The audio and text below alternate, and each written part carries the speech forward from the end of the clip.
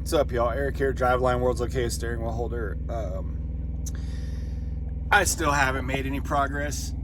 I've got such a... All this stuff has to be organized. Look at this. Not acceptable, but it ain't going to be dealt with today. It'll be dealt with tomorrow, probably.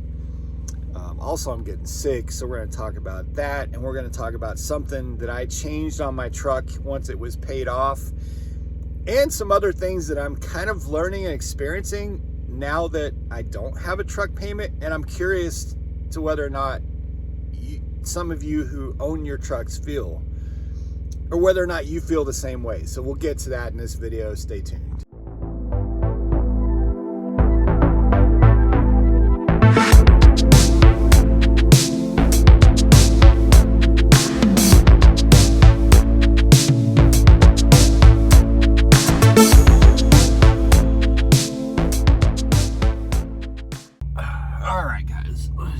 Y'all right there.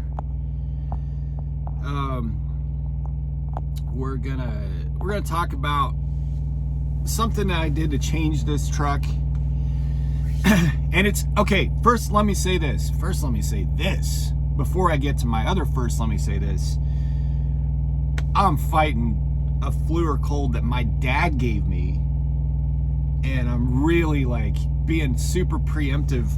I'm absolutely jam-packing myself with vitamins and just everything I can do. I'm going to have to really hydrate today and really hoping I can beat this preemptively, because I just did a video for members of the channel. And if you're not a member, you should become a member. It's like $2 a month. I have another video for members about the studio that I'm building. And I gave them some behind the scenes looks, and they're going to get some more behind the scenes stuff over the next month or so about what's coming to this channel, which is very exciting. Anyway, I just did a video for them, and I was telling them that like this is where my dad was 2 days before he just like lost his voice and went downhill fast. Like, I'm losing my voice. I've still got it, but I'm fighting it. So I'm hoping I can defeat it before it gets a hold of me like it did him. And I know for a fact that my dad got me sick. I know for a fact that he did. I don't get sick. Very rarely. A couple times a year, maybe. But I'm where he was when I first noticed that he was going downhill. And then 2 days later, it was utter destruction. So that's kind of the first thing. The second thing is, this video is not for those of you who don't drive for Prime, owner-operators, independent, whatever. And I don't need the comments of anyone, oh, if you drive for Prime, you're not an owner-operator. I don't give a shit. Call me whatever you want. I don't need to call myself an owner-operator. I've said that before in videos. Like, this isn't for you guys. You might still get something interesting from this video, but I'm not making this video for those of you who have your trucks outside of some mega carrier and can do whatever the F you want with your truck. This isn't for you. This is for us that do comfortably and securely and safely haul freight for Prime Inc. And especially for those of us who have active ACE leases or have completed active ACE leases, which I have both. I have active ACE leases and I've completed ACE leases. So that's who this is for. So don't get your panties in a bunch and go run into the comment system. Oh, Eric, that tablet system, that's been technology for 5 years. I know that, but it hasn't been technology that we've used for 5 years. I know that my truck is still governed at 65, even though I own my truck. I know that. It's so weird that some of you feel compelled to come and tell me stuff that's obvious. I don't need to, I feel I don't need to explain things that are obvious, and I don't need you to tell me things that are obvious. But for those who can't figure out that this is obvious, this video is not for those of you outside of Prime or mega carriers, or et cetera, et cetera. So those of you who drive for Prime or are considering driving for Prime or have driven for Prime, you know that there are certain things that Prime does to our trucks that can be very frustrating. Now, I understand why they do them, but it's very frustrating. Obviously, the governor, we are governed at 65. Now, that doesn't really bother me. I'll be honest with you. I've gotten into this argument on social media before, quite a few times. Governor doesn't bother me. 65 is plenty fast for me. We now have inward-facing cameras. That definitely bothers me. I've got a video coming on that. That definitely bothers me, no doubt. It's changed the way trucking feels for me in a profoundly negative way. And I'll explain that in probably the next video. But the government trucks doesn't bother me. And just because you pay off your truck doesn't mean that you get to drive 75 now. As long as you're under a Prime MC number, you're gonna have a government truck. You've got lane departure and all this dumb smart stuff on your truck. Lane departure, it starts screaming at you if you're getting close to a line, whether you intend to or mean to or not. You've got your collision mitigation, which doesn't do anything to help you mitigate collision, and instead yells at you all the time for things that you're not going to collide with. So you have all this really dumb, stupid, smart stuff on the truck that you can't remove. If you remove it, they're going to get you for tampering. They're going to cancel your contract. You have to have security codes to start your truck. Now, you can remove that, but if they find out about it, they're going to consider that tampering with security features of your truck. They'll cancel your contract. So you got to enter the code to start the truck.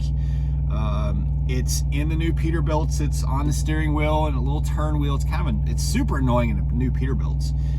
Freightliner's is a little touchpad, which my touchpad is not really working that great these days. And then the thing that has become very important to me is the idle limiter. That is something they allow you to change when your truck is paid off. And it was one of my first questions. Like, immediately, I was on the phone with Success Leasing. Hey, you need to tell the shop that as soon as I get an opportunity, I'm taking this damn idle limiter off of my truck. And it ended up immediately benefiting me too. Now, I understand why they don't want their trucks idling. And if you're leasing a truck, or if you're a company, if you're on a standard lease, or before your ACE lease is over with, or if you're a company driver, you are driving their truck, okay? So they want the engine hours, the RPMs as low as possible. They don't want a lot of idle time on the engine. They don't want a lot of fuel wasted, etc., etc., etc. I get all that. And truth be told, I don't really idle that much. But there are times when I just want the truck to effing idle. Like, and if I'm sitting in a guard shack, or, you know, there's numerous examples where I just need the truck to just idle for 3 or 4 minutes, okay? I'm not asking for a lot. I'm not trying to idle the truck for an 8-hour break. Just 3 or 4 minutes, maybe 8 minutes. Who gives a shit? Like, sometimes I just need the truck to idle, okay? And you can't, unless you're sitting here hitting the pedal every time it hits the 60 or 90 seconds or whatever it is, at 2 minutes. I don't know what the limit is. It's too short a lot of the times, where it'll start the countdown, and then when it hits the bottom of that countdown, the truck shuts off. It is so damn annoying. Again, I understand and I get it, but when it's my truck, if I want to idle the truck, I'm going to idle the truck. So that was something I went and had them remove, and it immediately became useful because I bought a new battery while I was at Prime, but the Prime Tech forgot to attach I can't remember which wire it was, from the APU to the back plate of the back secure plate. Forgot to bolt down one of the wires from the APU. So when I left Prime, I go down the road, I run out of hours, I stop for a 10-hour break. a couple hours into it, I noticed, now I wasn't running my AC or anything, but I was getting ready to go to bed. In fact, I had laid down and got in bed, and I started thinking to myself, why is my APU not running? Like, that doesn't make any sense. Because it had been like 2 hours, and I've got 2 refrigerators in this truck, and it's like, that just 2 hours, even though I'm not running my AC or my heater, that's too much. I know I'm using a lot less because I'm not running my AC or heater. But if I've got all my stuff charging and both of my refrigerators on, it's not going to let me go for 2 hours without running my APU. So I'm like, is that new battery that good? Well, come to find out, my APU was dead as a doorknob. It was dead as a doorknob. The APU was not going to start. I turned the AC on, I turned everything on to see if I could get the APU to come on. Nope, wasn't coming on. So I very quickly started the truck because I knew, oh my God, like this is probably drained all the way down. And because the APU isn't on, or won't start, or isn't connected, isn't like, everything's not networked, it may not give me a warning that the batteries are about to die. So I immediately came up and started the truck, and then had the truck idle while I diagnosed the problem. That's not something that I could do with the idle limiter on. But in this scenario, I was able to idle the truck for 10 or 15 minutes while I diagnosed the problem, figure out why the fuck my APU wouldn't start, and run. Other instances, and let me get back to that story in a second, but other instances are when I need to air up my tires. So I've got the Gladhand, airline connector to be able to air up my own tires whenever and wherever I want. And it is so damn annoying when you're trying to air up, especially if you have to air up all 6 of your tires, and you have to keep running around and pushing the fuel pedal or the brake pedal to get the idle limiter to reset so that you can go spend 3 or 4 minutes over at one of the tires or 2 of the tires, airing the tires up, etc. It's so annoying. That's another example of when I just need the truck to just idle for 10 minutes so I can go air up all the tires, get all my pre-trip and everything done, and then the truck's warm and I'm ready to go. I don't, now it'll override if it's too hot or too cold outside. So it has a temperature range where it'll override. Like if it's 98 degrees outside, the truck will idle. If it's -8, the truck will idle. But there's that in between when you've got to do stuff that the idle limiter is just going to drive you absolutely batty. So anyway, getting back to that 10-hour break. So come to find out, when they replaced one of the batteries on the truck, they didn't connect the line that's got the fuse for the APU. They didn't reconnect that. And it took me a long time to find that because it was dangling down behind the battery bank. So I had to reach, and by the way, my truck doesn't have a cutoff switch because my truck is a COVID truck. So it was built at a time where they were short of parts and they didn't put a battery cutoff switch in it,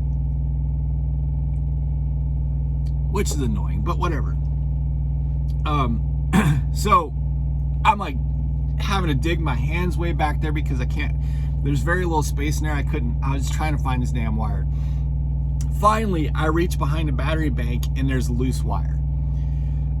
And that's the one that has the fuses on the end of it. It's about 6 inches from the end and it wasn't connected to anything. So I found a bolt and a nut that I was gonna attach that to, attached it while the truck was idling, and then my APU was able to start up. So it was very useful in that scenario because I wasn't concerned about my batteries dying because my truck could idle. So if you pay off your truck and you want to idle at Prime, you can idle. You just go have them. They have to plug in a computer, remove that from the settings, and you're good to go. You can idle. Lovely. So that was one of the things I did when I was at the terminal. In fact, that was one of the most important things. There were a couple other things to me that I had planned to do.